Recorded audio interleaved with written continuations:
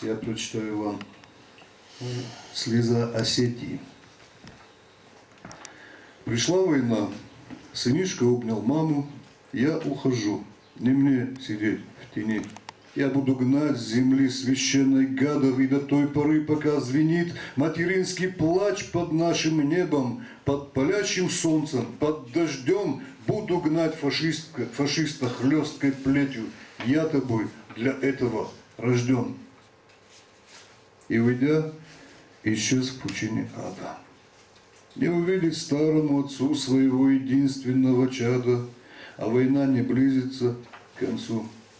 Некому разнять вошедших в страшный смертный пляс воюющих сторон, из болот и сечи рукопашной тащит души смерть на Авалон, из семей по 9 уходила на кровавую и страшную войну. Где они?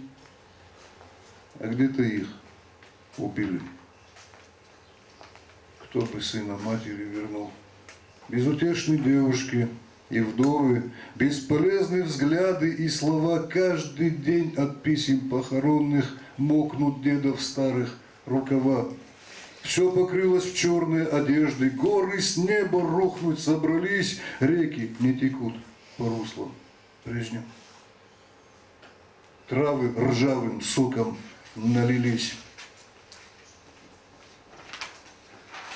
7 отправила из дома, по 4 было и по 5. И за каждым сыном похоронку получила горестная мать. Не было предателей и трусов, и на многих оборвался род. Смерть трудолюбивая, танцуя, по горам Осетии идет. Сколько отдано героев смерти, сколько раз беда тебя нашла, сколько раз порвали твое сердце, сколько раз разодрана душа.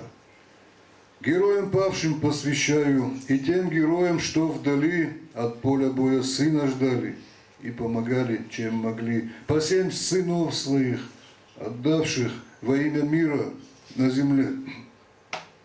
Ценою страшной мир создавших, чтобы жилось тебе